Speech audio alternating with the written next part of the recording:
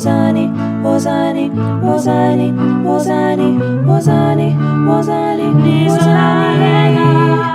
Bam badam, bam badam, bam badam, badam, badam, badam, bam badam, bam badam.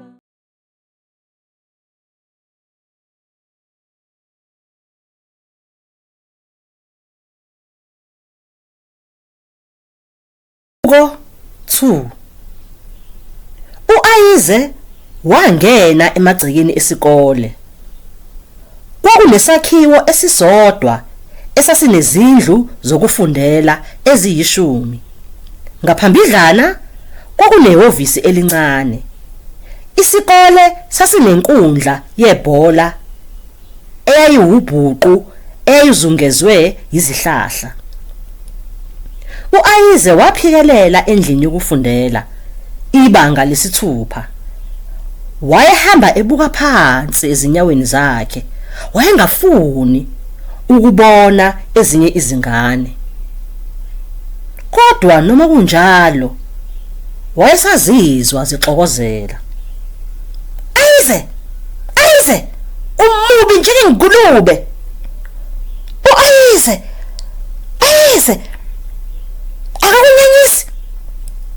Kumemeza idlanzana lezingane. Amphatha kabuhlungu lawo magama. Wayewezwa nsuku zonke futhi kwakuqhubeka nokuba buhlungu usuku nosuku.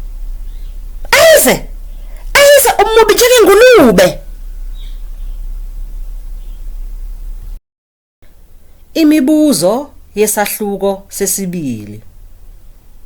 Chaza isikole lapho kwakufunda khona u-Ayize. Number 2. Wayefunelani ukucasha u-Ayize? Number 3. Wayefuna ukucashaphi u-Ayize? Number 4. uThabisa wayesikhuthuzela isikhwama sika-Ayize? Number 5. Ingabe ukweswela kunawo yini umthelela ekubeni isiqhwaga kukaThabisa? Chaza. Ngiyenemukela kuleli khaya elifudumele lezindaba ezihlabahlosile zolimi lwesiZulu ezizokwenza ulokhu ubuya njalo njalo ukuzozilalela. Hlala phansi-ke unethezeke, ubize nabanye, nithole intokozo nokwazi isiZulu kangcono. Igama lami ngiNgulungile. Ungangibiza Teacher Lungi, Mam Lungi noma Auntie Lungi. Lezi zindaba zicashunwe ngokusemthethweni ezincwadini zabakwa-Shuter and Shooter Publishers, abashicileli bezincwadi abaphambili iminyaka engaphezu kwe100. Siyaqhubeka-ke nendatshana yethu esihloko esithi Zafezeka Izifiso. Namhlanje sifunda isahluko sesibili. Sigcine u-Ayize ehlaselwa uThabisa. uThabisa ezihlalele endlini yokufundela ebalekela bona oThabisa, ikakhulukazi uThabisa. Sigcine kwisahluko sokuqala u-Ayize ezivalele egumbini lokufundela ebalekela yena uThabisa ngoba wayazi ukuthi uThabisa uma ekambona nje uzofuna ukumhlukumeza, uyohlala imhlukumeza. Nango-ke uThabisa emhlasela nangempela lapha egumbini lokufundela ngoba wayazi ukuthi njalo ekuseni uyahamba ayohlala khona u-Ayize enza ngazi ukuthi ufunda incwadi thizeni noma uqedela umsebenzi wasekhaya. wagcina emhlwitha isikhwama sakhe zezincwadi efuna ukubona ukuthi ukhonani lapha phakathi esikhwameni, ebuza ukuthi akawuphathanga yini umphako, emtshela ukuthi unamanga, akukho ukudla kubo, mhlawumbe akanayo ngisho umama, esho zonke lezi buhlungu ezazimenza u-Ayize aphatheke kabuhlungu kabi futhi abe nokukhulu ukwesaba, inhliziyo yakhe eshaye ngamandla. Kasizwe-ke ukuthi namhlanje kwisahluko sesibili iqhubeka kanjani indaba ya-Ayize nalo Thabisa wakhe umhlukumeza kangaka. Sigcine sifunde isahluko sokuqala nesesibili ngoba bezimfishane kakhulu zombili, so ngihlanganise ndawonye. Namhlanje siqala isahluko esisha, isahluko sesithathu. Kunento engizonimangalisa ngayo, kusho uMnumzane Mlaba lapho kuqala izifundo. Zonke izingane zafikelwa ukuthokoza. Ngo-Ayize kuphela ongazange athinteke lapho uMnumzane Mlaba enza leso sememezelo. Yini leyo nto Mnumzane? Kubuza uMandla, umfana owehlala phambi kukaThabisa. uMnumzane Mlaba wamoyizela buthule, wayesethi, sizothatha uhambo lwesikole. Siyaphi? Kubuza uMandla futhi. Siya olwandle, siyozingela umcebo wezinto eziphila olwandle. Ekuseni emva kwesikhathi esincane basebemi emadwaleni ogwini lolwandle. uMnumzane Mlaba wabahlomisa ukuba bagade bangaphoseki emanzini. Imisinga yamanzi yayinamandla, babengaminza. Kufanele uluhloniphe ulwandle, kanjalo nalo lizokuhlonipha. Wabahlukanisa bonke baba ngamaqembu okuzingela umcebo wasolwandle. Usuku lonakala lapho u-Ayize ezithola eseqenjini linye noThabisa. Kungenzeka kanjani lokhu? Kungenzeka kanjani lokhu? Kumangala u-Ayize. Kuba bonke abafundi ekilasini lakhe usengahlanganiswa noThabisa pho. uThabisa wahle. uMnumzane Mlaba wanikeza abafundi amaphepha abhalwe uhla lwezinto. u-Ayize walubuka uhla.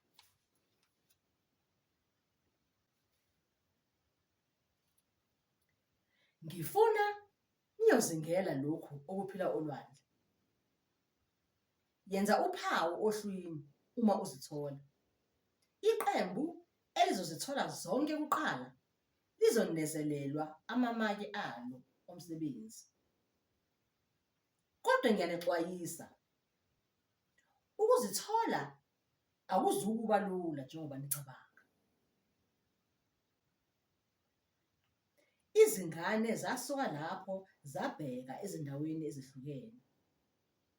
Zazimemeza zijabule uma zike zathola okusohlwini. Ababengajabule kwakungu-Ayize noThabisa. u-Ayize wayefuna ukuqeda umsebenzi eyedwa, wayengamdingi uThabisa. Wayekuqikelele futhi ukuba angamfulatheli uThabisa. Wayezothini uma uThabisa emdudulela olwandle kunganake muntu? Kancane kancane o-Ayize noThabisa bathola umpondompondo, inhloli yasolwandle, imbaza, inhlanzi nenkalankala. Kwase kusele inhlanzi esankanyezi kuphela. Awucingisisi kahle, kusho uThabisa esola u-Ayize. Nomhlawumbe uyisilima nje. U-Ayize wavele wamziba. Bonke abafundi babenenkinga yokuthola inhlanzi esankanyezi. U-Ayize wagqolozela kodwa yayingatholakali ngawo inhlanzi esankanyezi. Wayeselelahlile ithemba lapho ebona izingadlwana ezintathu eziphuzi zivele phansi kwamadwala. Yaqala ukunyakaza kancane, kwavela ezinye izingadlwana ezimbili. Habe! Okuyinhlanzi esankanyezi! Ngiyitholile! U-Ayize wamemeza kakhulu, zonke izingane zeza zigijima. UMnumzane Mlaba wabalandela. Bagoba babuka emanzini. Wonke umuntu wazama ukubona inhlanzi esankanyezi ka-Ayize. UMnumzane Mlaba wamamatheka wase ebongela u-Ayize noThabisa. Ifile? Kubuza uMandla. Ayinyakazi nhlobo. Cha Mandla, kuchaza uMnumzane Mlaba. Izinhlanzi ezisankanyezi zihamba kancane. Ngaphansi kwezisu zazo kukhona izinyawo ezincane eziyimibhobho.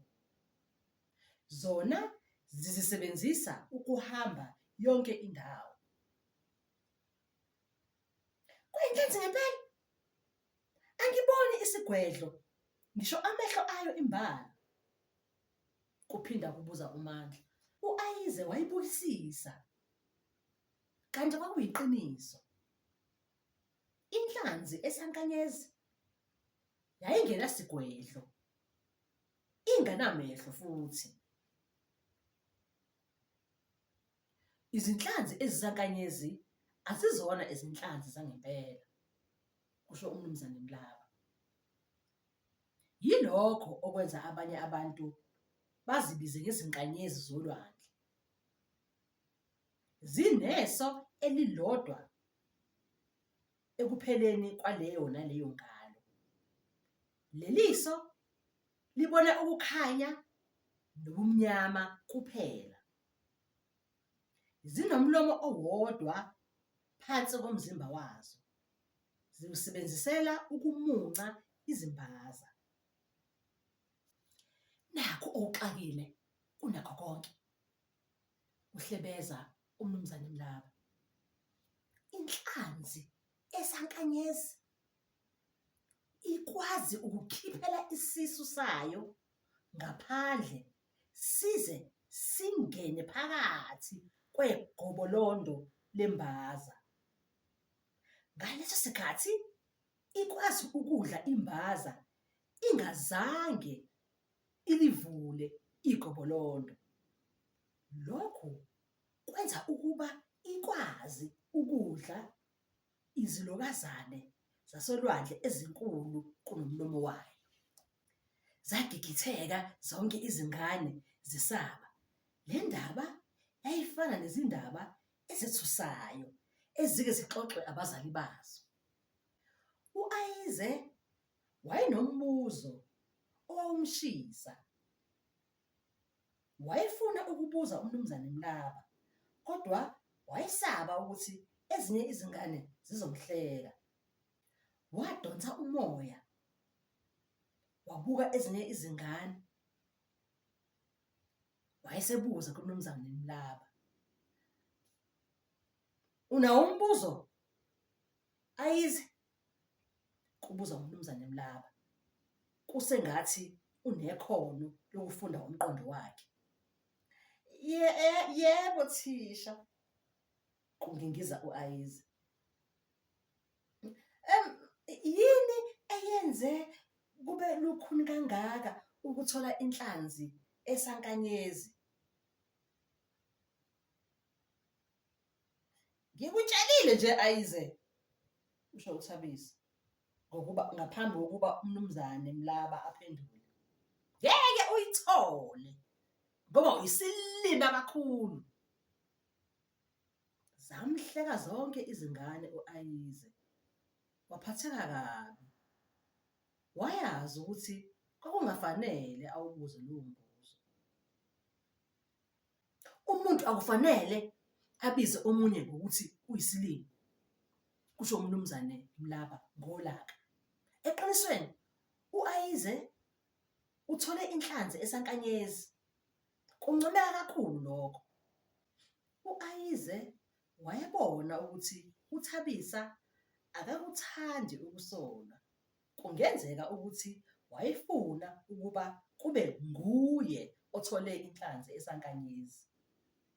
Ukuba wayeyitholile, wonke umuntu wayezobabaza ukuthi uhlakaniphile kangakanani. Ubani owazi impendulo yombuzo ka-Ayize? Kubuza uMnumzane Mlaba. Yini eyenze kwaba lukhuni ukuthola inhlanzi esankanyezi? Akekho owaziyo. uMnumzane Mlaba wamamatheka. Ulukhuni ukuthola inhlanzi esankanyezi ngenxa yokwakheka kwayo, kanti umbala wayo uyayivikela. Niyabona? Wakhomba umzimba wenhlanzi esankanyezi. Ibukeka njengedwala.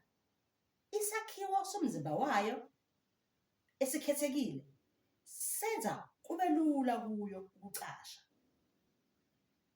Ingakwazi ukungena emifantwini yamadwala ingabonwa muntu. U-Ayize wafikelwa ukuziqhenya. Wayecabange umbuzo abahluleke bonke ukuwuphendula ngaphandle kukaMnumzane Mlaba.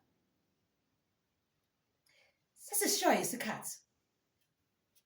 Kufanele sibuyele emuva. Kodwa ngaphambi kokuba sihambe, ngifuna ukunifundisa umlolozelo omfishane. Ugogo wangifundisa wona ngiseyingane.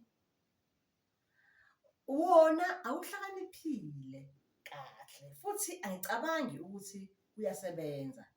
Kodwa singazama. Kumele usho isifiso sakho emva kokusho umlolozelo. Kodwa kufanele uqaphele ukuthi ufisani. Futhi khumbula, uma usuqedile ukusho umlolozelo, kufanele usho okufisayo. Kodwa kufanele uqaphele ukuthi ufisani. Kanti khumbula, ugogo wayehlala esho ukuthi yileyo naleyo nhlanzi esankanyezi ingafeza isifiso esisodwa kuphela impilo yayo yonke. uMnumzane Mlaba wadonsa kakhulu umoya. Wayesewusho umlolozelo. Ngiyafisa phezu kwenhlanzi esankanyezi, ngokubuya nokuhamba kwebuya, ngizokuhlebela isifiso sami. Ngiyafisa phezu kwenhlanzi esankanyezi, ngokubuya nokuhamba kwebuya, ngizokuhlebela isifiso sami. Ekupheleni komlelozelo, umuntu angafisa noma yini emhlabeni, kumwezela uMnumzane Mlaba. Ngithanda ukuzama, kusho uMandla. Cha Mandla, kusho uMnumzane Mlaba. Njengoba inhlanzi esankanyezi itholwe u-Ayize, ngicabanga ukuthi uyena okufanele enze isicelo. Onke amehlo abheka ku-Ayize. Wazizwa engenwa uvalo. Akazanga ukuthi wayefisana. Futhi noma ngabe wayazi, wayengeke asho ezinye izingane zilalele. Hayi lapha phambi kwazo zonke izingane. Sebeke bamhleka kanye kulolu hambo. Akafunanga ukuba baphinde bamhleke futhi. Kuzofanele ngicabange ngaso kuqala, kusho u-Ayize. Ngakho asihambeni, kusho uMnumzane Mlaba. Mhlawumbe ungabuye ubuye ngesinye isikhathi uzokusho isifiso sakho Ayize. U-Ayize wangqibuzisa ikhanda. Waba nokukhululeka ngoba engezukuzenza inhlekisa futhi. Babuyela bonke esikoleni.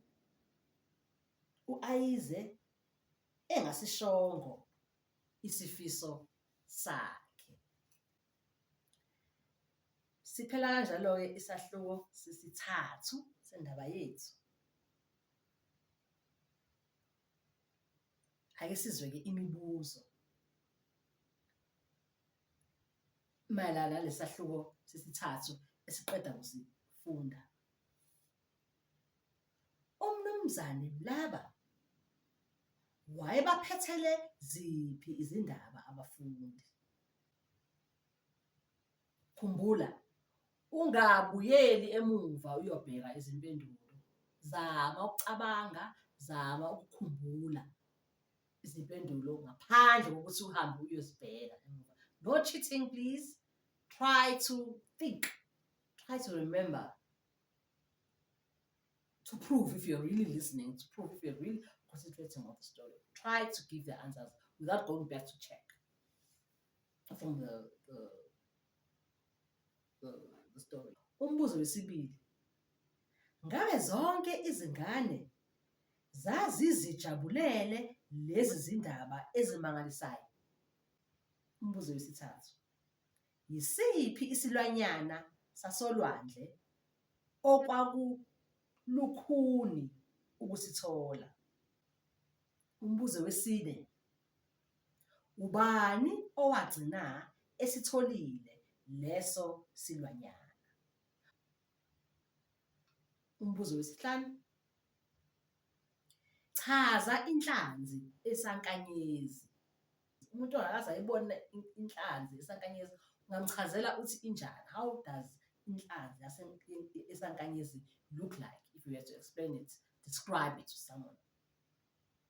Umbuzo wesithupha. uMnumzane Mlaba wayemthethiselani uThabisa? Umbuzo wesikhombisa.